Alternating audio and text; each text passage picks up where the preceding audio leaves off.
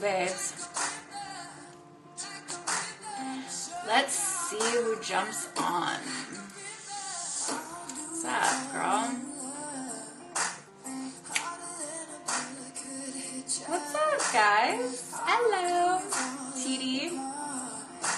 Doing a little spontaneous live for everybody. Finished crushing my day. Thought I would connect with everybody.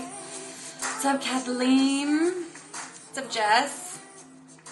What's up, Kitty? Yes, been a while, I know, because we didn't do the Tuesday, because I was taking a little personal time, which is also something that I'd love to just kind of share my experience with, and just different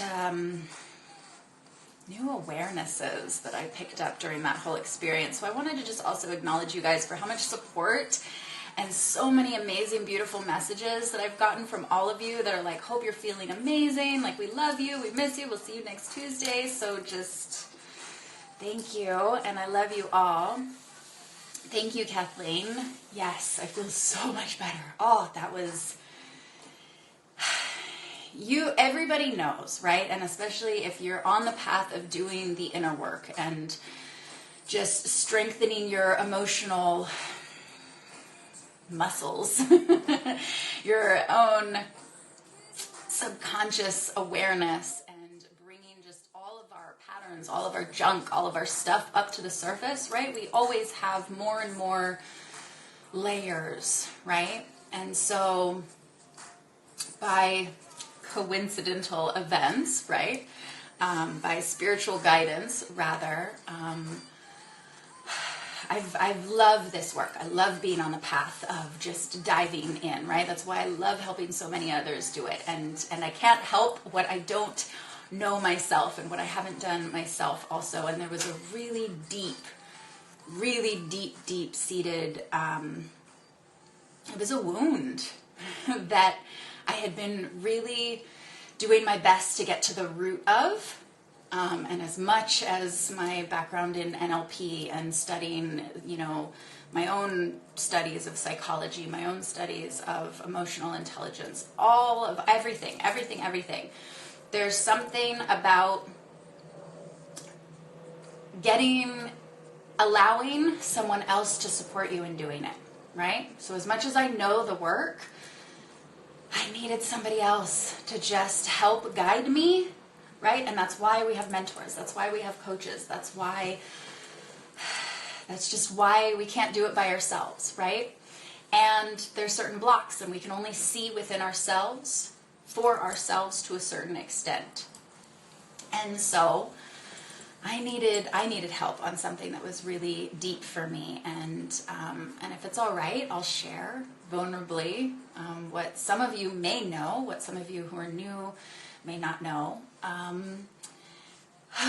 But yeah, I think even something that I was either in denial of or I just didn't know. I just didn't know that the symptoms, what I was having, was to the level of what it was. And what I want to talk about that is I was experiencing PTSD. And I think I had heard it, and yet I feel like my tolerance was so much higher that I was like, oh no, that's nothing. Oh, I can handle that.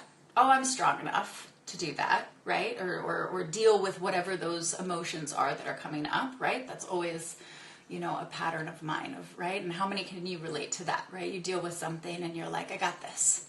I can handle it. I can do all of it.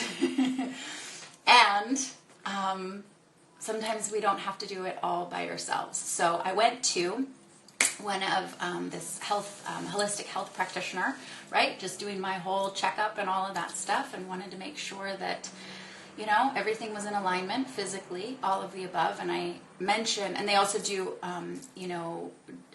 they have similar education in emotional releasing techniques and all of that stuff. So I knew I was going to someone who was knowledgeable and safe in the same kind of knowledge that I had. So I felt good about that. And everything was just aligning me to this person, brand new person, going through this right now. Awesome. Great. Cool. Love that this is, thank you, Tammy, for that confirmation. Glad that this is confirmation for you too. And that's why I kind of just want to share it vulnerably, right? And so this sort of PTSD, right? Post-traumatic stress syndrome. So a little bit of backstory is I believe that it started or initiated, for those of you, some of you know, some of you don't know, I had a near-death experience, which is a big part of what I accredit to having higher or just more sensory acuity, right? Just the clairs and being clairsentient and intuitive and stronger with intuitive and sensing beings and seeing beings and all of that stuff, right? And so that was in my mid-20s. And that near-death experience was also self-induced, as I was not operating from my highest self at that time. I was running from a lot of pain and a lot of hurt and emotionally abusive relationship with my grandmother that I lived with, right? Like all these different things, right? And I was self-medicating. And in the entertainment industry and running around with celebrities and parties, it's very easy to get wrapped up into all of that, right? And that's a part of who I was. It's also a strong part of why I'm so committed to doing things on such a holistic level now. I don't do anything anymore. I might have like a little bit of glass of wine, and that's it. I don't do drugs. I don't do anything. Can't even do wine right now because now I'm on this keto diet, which is new. So, long story short, I was partying too hard one night, and I was running away from my body. I was running away from my emotions, and I was running so hard and so fast that I almost completely ran all the way out of my body and almost completely lost my body and lost my connection to my body, if you know what I mean. And that night really shifted everything. And I woke up scared to go to sleep. My body went into convulsions. My heart was palpitating. I was experiencing what I call this white cold fear, right? And so it's like you drain all of the color from your face and it's like a mixture between feeling cold and yet it's like a hot flash at the same time. Instant Kundalini activation at the same time, right? And so that would send this spiral energy that would go up my spine, right? Like two very radical, thriving snakes.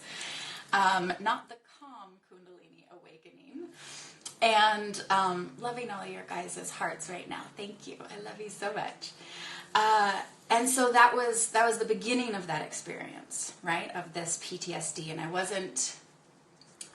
wasn't associating to that experience as something that was hard to get through or difficult, right? I think I disassociated so much from it that I even reframed it and called it the magic carpet ride or something, the night that I went on a magic carpet ride or almost went on a magic carpet ride, right? That was my reframe for it.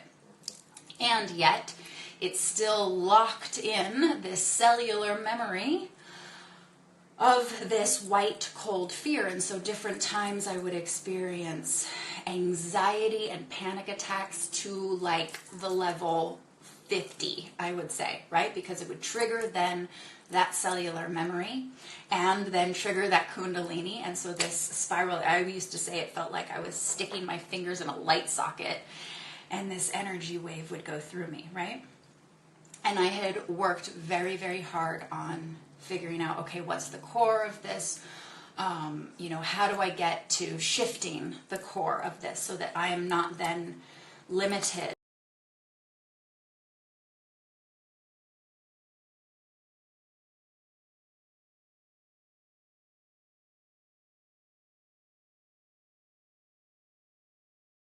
There we go, it froze for a second. Can you guys still see me? Cool. So that was always the thing that I was like, I don't know how to get to this. With all of this work that I'm doing for myself, with all of this support that I give so many other people in emotional intelligence and mastery, I can't find this thing. And I needed help. And so leading up to then, what was that, Tuesday, right?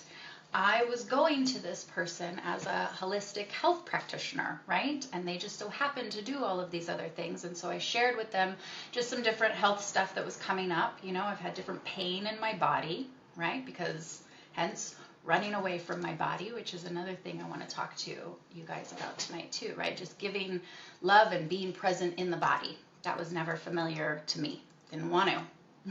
My body was always in pain. So I was like, screw you. I don't want to be here. And so I would eject out of my body, right? Almost like I did that night. And that's caused different things to show up, right? My right hip is killing me right now. Been doing lots for that as well. I say all of that to just give you kind of the lead up to then going to this holistic practitioner. Amazing, amazing, very knowledgeable on just holistic, anything non-medicated, right? The vibrational stuff. I geek out on all of that, and I love finding people who are on the same tip as well. And so I shared with him this then experience of this. I called it the white cold, and he's like, that's really interesting that you say that. And so he was able to then say, okay, let's dive into that, right? And how come it wasn't safe for you to be in the body? Why did it never feel safe for you to be in the body? And so we opened up that conversation. And I'm opening up about that with you guys tonight because that I feel like there's so many, whether it's clients that I work with, whether it's my personal experience, our connection to our body needs to be stronger. This relationship that we have to our body, because I know firsthand experience, I haven't been associated. I've been cheating on my body. There, totally said it. I'm a cheater. Totally cheating on my body. I've been abandoning my body. And I've been abusive.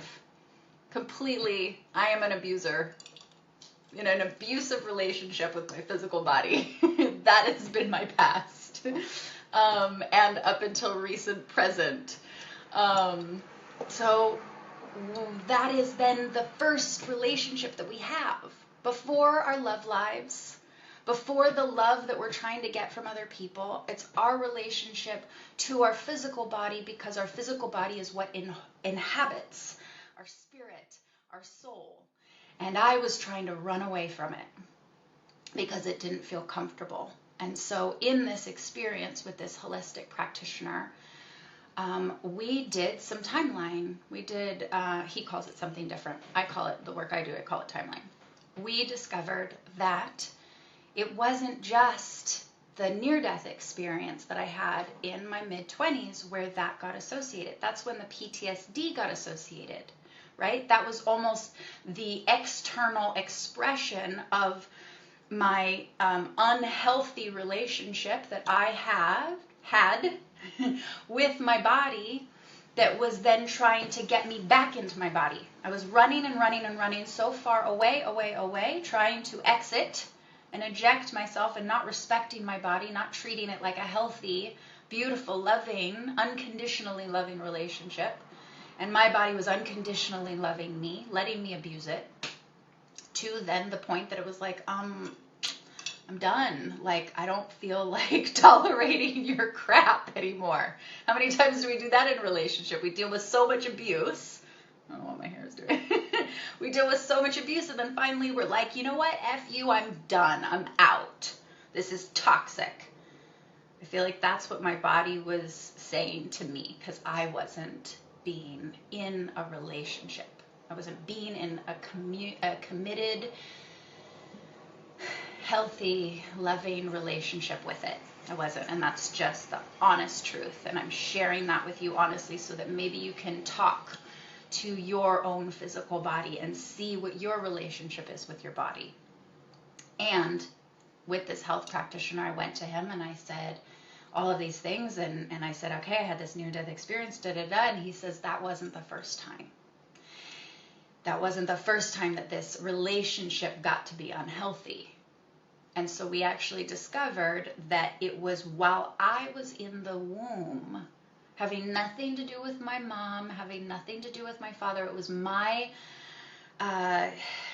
it was a belief system that my consciousness, my spirit, whatever you want to call it, came up with or believed while I was in the womb in relationship to my physical body. So we were already, my body and my spirit, yes, I'm saying them as separate because I believe that they're almost like two different consciousnesses that work like a relationship, right? Should we actually be consciously in a relationship with those two? The spirit inside, then the consciousness of the body, right? And so in the womb, apparently, I was already in argument. I was already in a fight. My spirit and my body were already in disagreement right from the womb. And it created a unconscious belief. Oh God, there were tons of different patterns. And I'm not remembering every single one of them that we were talking about right now. But one of them was, you're not supported, right? So I had then a belief system that then nothing was supported. So why would I support my body? Then my body wasn't like I didn't feel like it was comfortable to be in, right? So my spirit's trying to rebel out of my body, and my body's like, the only way you're going to be down here is if like we do this together. So that was the experience of going back energetically, emotionally to a womb state, to then rewrite that pattern and rewrite that program and rewrite that belief system and ultimately then rewrite that cellular memory and recommit to then a relationship with my body. Just like we all want in relationships to have committed relationships, right? If that's what you want. Some people don't. Some people like polyamory, whatever your fancy, it doesn't matter. But I always say that how we do one relationship is how we do them all. And we have relationships with everything. You have a relationship with money. You have a relationship with spirit. You have a relationship with your lovers or lover. You have a relationship with your body. And until we're actively and consciously connected to what that relationship is and how we want to build that, and if we want to be committed to that, then it may or may not be unhealthy. And that was just kind of what I wanted to share with everybody tonight, and just acknowledge and say thank you for just giving me that space, because that night on Tuesday, like, I love showing up for lives with you guys. I love it, and I had nothing left to give. And I was repatterning something from the womb, and I went home and I just curled in a ball. Totally vulnerable right now. I curled in a ball and I put a blanket over my head, and I just let my body just do what it was shifting. I could feel all of it shifting. And it shifted perspectives. It shifted awarenesses. It shifted my energy field. And there's still more unraveling always to do, right? And so that's only one layer, but that was one of my deepest layers that I didn't have yet.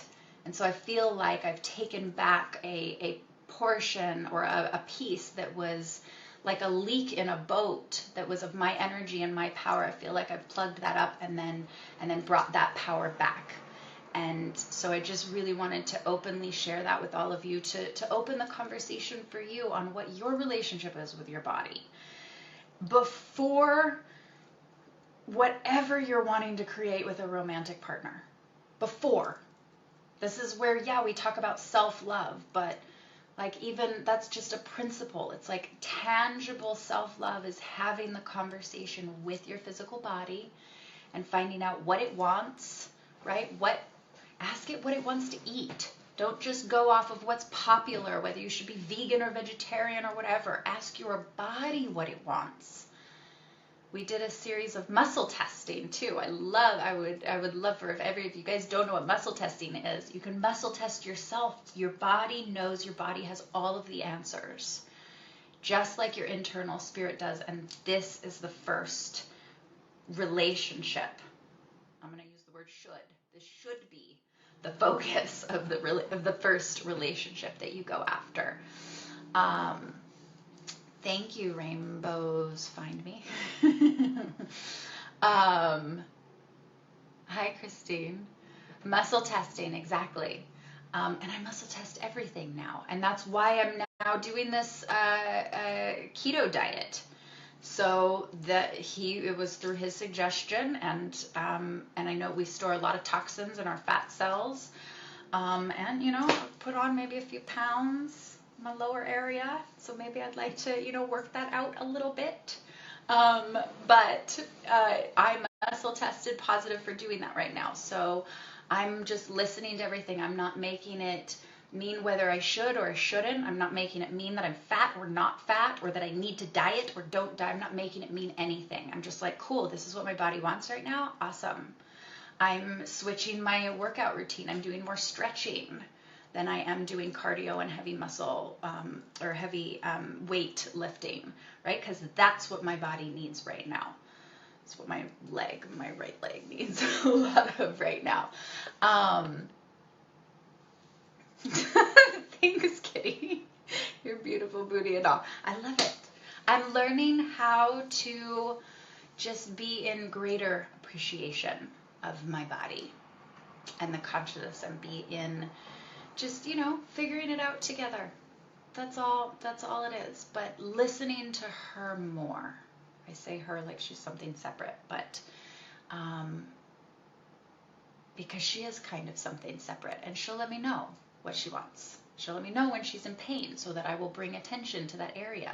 She'll let me know when my emotions are coming, right? And she's feeling different emotions, and so it's like, cool, let's talk about that.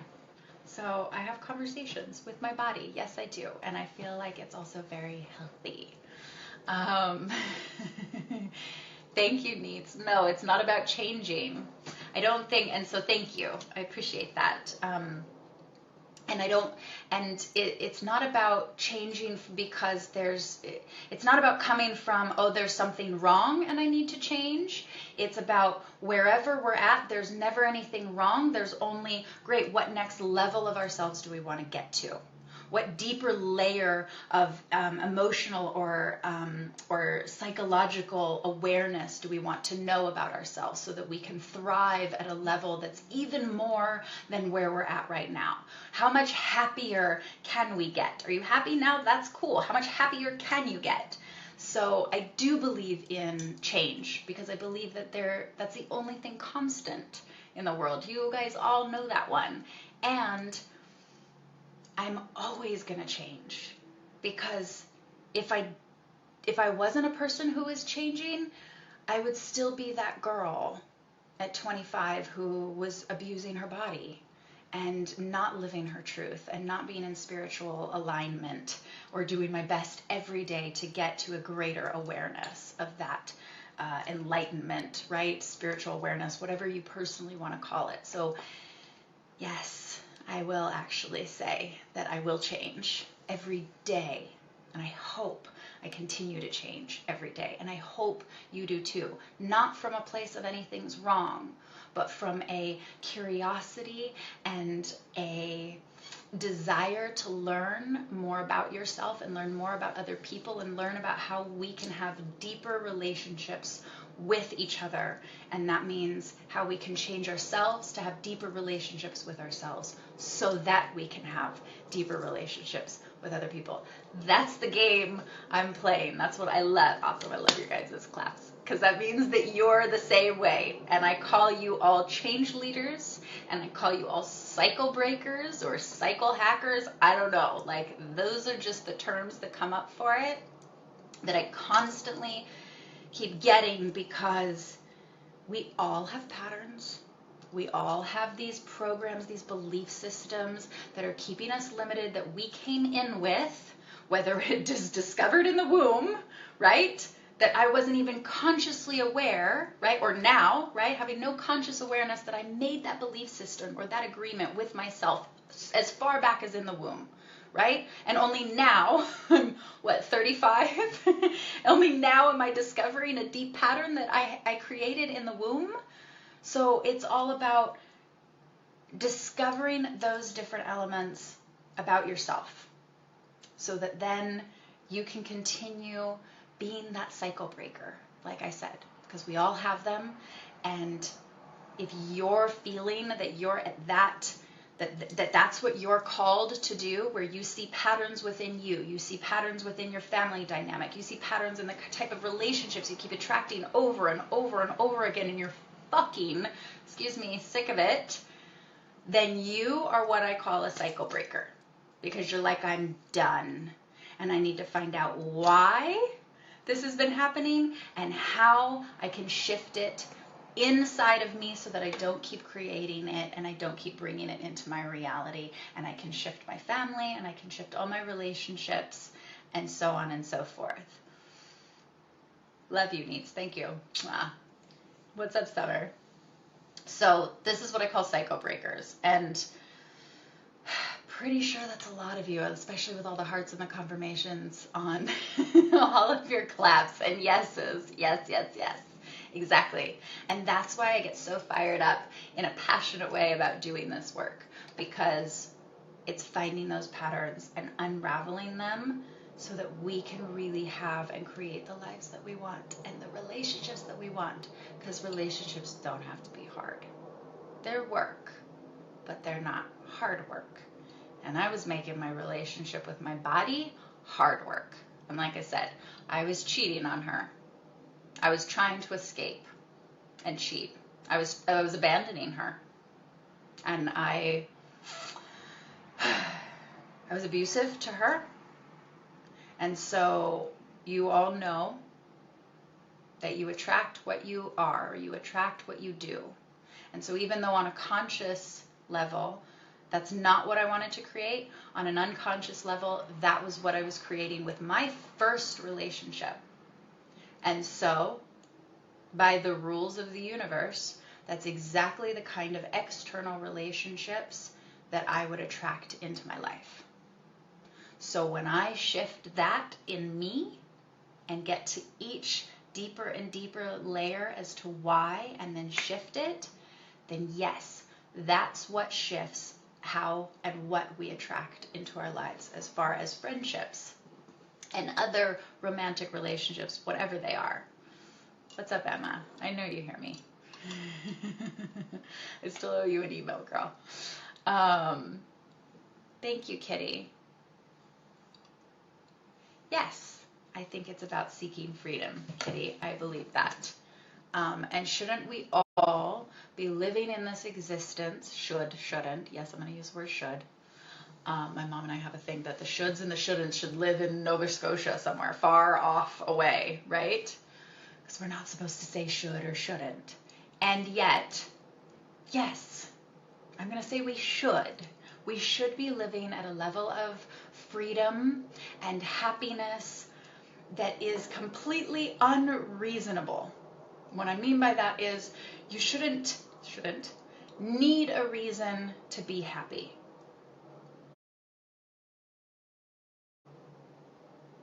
I'm going to just pause on that. We shouldn't need a reason to be happy. And happiness is a choice. And at the same time, we have all this stuff, these patterns, these beliefs that we don't even really hear, that are keeping us from creating that freedom and creating, or making it harder, making it more of a struggle to choose happiness. Whether it's depression, not depressed, or just having a bad day, we're ultimately choosing that reality. Because we always have a choice. There's always either coming from love or coming from fear. And the only thing in between is the action that we take.